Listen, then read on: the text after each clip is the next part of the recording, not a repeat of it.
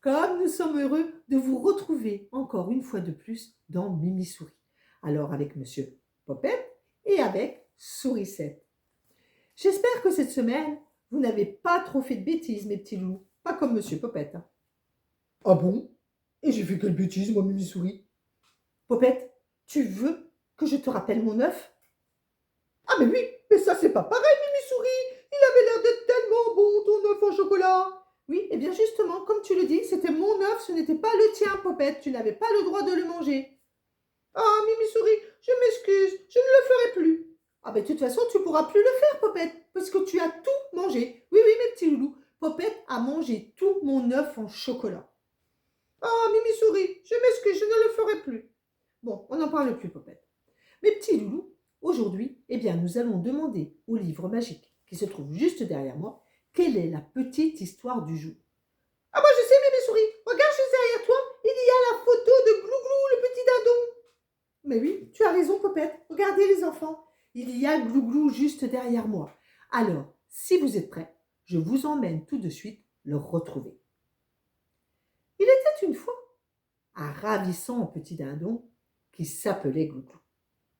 Il avait des plumes magnifiques et puis un long cou qui pouvait changer de couleur dès qu'il était énervé ou qu'il avait peur. Glouglou faisait le bonheur de tous les enfants qui venaient lui rendre visite à la ferme. Et quand ces derniers l'apercevaient, ils s'écriaient tout heureux: Regardez comme Glouglou est beau! Alors ce dernier se dressait fièrement sur ses pattes et se mettait à glouglouter. Glouglou, glouglou, glouglou. Notre petit dindon était toujours le premier à se lever. Alors quand un matin, tous les animaux le découvrirent encore couché dans la paille, ils surent que tout de suite, il y avait quelque chose qui n'était pas normal.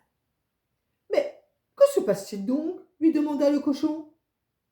Je n'ai pas envie de me lever ce matin, lui répondit ce Glouglou. Mais tu es toujours le premier à te lever, dit la vache. Oui, mais ce matin, je n'ai pas du tout envie de me lever. Et puis, Glouglou tourna la tête sur le côté pour ne plus les voir. Ce n'est pas normal, dit le cheval. Glouglou est toujours de bonne humeur. Moi, je sais ce qu'il a, dit la poule. Eh bien, je pense qu'il en a assez d'être toujours enfermé ici. Mais oui, tu as raison, dit le coq. L'autre jour, Glouglou m'a dit qu'il voudrait partir découvrir le monde.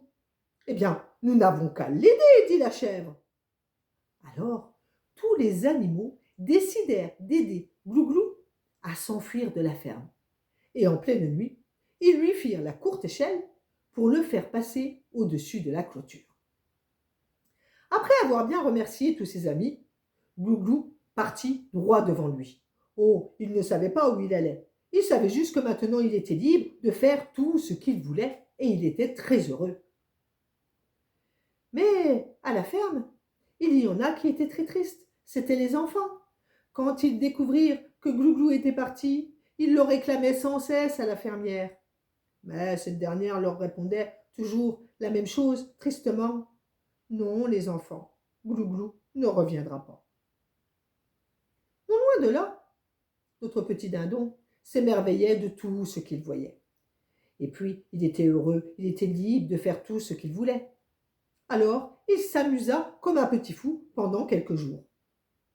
Mais, un matin, il se réveilla tout triste. Il ne comprenait pas ce qu'il avait. Et tout de suite, il se mit à penser à ses amis qu'il avait laissés à la ferme. Et oui, c'était ça. Tous ses amis lui manquaient, et les enfants aussi. Alors, il décida de retourner immédiatement à la ferme. Dès qu'il en franchit le portail, tous les animaux se jetèrent sur lui en l'embrassant, tout heureux. Alors, Glouglou comprit qu'il avait enfin trouvé sa place. Elle se trouvait ici, parmi eux. Et quand tous les enfants découvrirent que Glouglou était revenu, eh bien, ils sautèrent de joie pour le plus grand bonheur de notre Glouglou.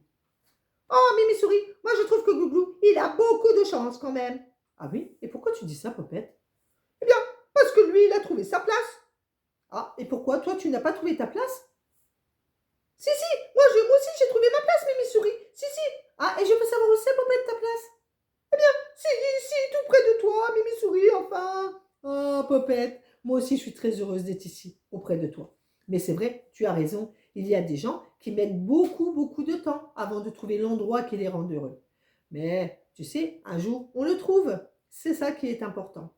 Maintenant, nous allons dire au revoir aux enfants parce qu'il est déjà l'heure de se quitter. Oh non, pas déjà, Mimi Souris. Et si, Popette, et la semaine prochaine, les enfants pourront te retrouver car ce sera le petit théâtre de Monsieur Popette. Mais d'ici là, qu'est-ce qu'on dit aux enfants, Popette? Pas de bêtises. Pas de bêtises, mes petits loulous. À la semaine prochaine. Gros bisous.